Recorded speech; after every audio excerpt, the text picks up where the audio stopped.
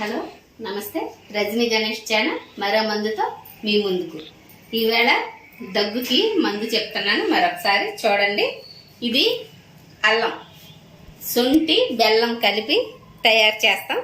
శొంఠి లేనప్పుడు అల్లాన్ని బాగా శుభ్రపరచుకొని తొక్క తీసి నీడలో ఎండబెట్టుకోవాలి. ఎండబెట్టిన తర్వాత దాన్ని పౌడర్ చేసుకోవాలి. పౌడర్కి సమానంగా బెల్లం తీసుకొని ఈ రెండింటిని బాగా కలుపుకోవాలి.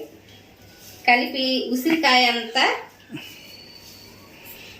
చిన్న ఉసిరికాయ అంత, నాటు ఉసిరికాయ అంత సైజులో మనం ఉండలు చేసి ఒక దగ్గర పెట్టుకోవచ్చండి. ఫ్రిడ్జ్లో పెట్టాలనేం లేదు.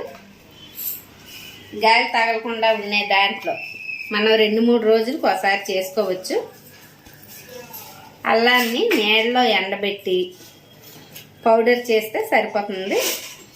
అది శొంఠి, ఈ అల్లం పౌడర్ రెండు ఒకే విధంగా పనిచేస్తాయి. ఇదిగోండి ఈ సైజు ఉండలు. ఇది మనకి 3 పొట్ల వాడుకో. ఎక్కువ దగ్గు ఉందనుకోండి 3 పొట్ల బొగ్గన పెట్టుకుని, దీనికేం పచ్చిం లేదు, ముందు వెనక తినాలి అనేమీ లేదు. మనకు గుర్తొచ్చిన పరగడుపునే తినాలి అనేం లేదు. 3 పొట్ల ఏమాత్రం నోట్లో పెట్టుకొని పక్కన ఉంచుకుంటే దీని తాలూకా ఎసెన్స్ అంతా గొంతుకులో దిగి దగ్గు వేగంగా కంట్రోల్ అవుతుంది.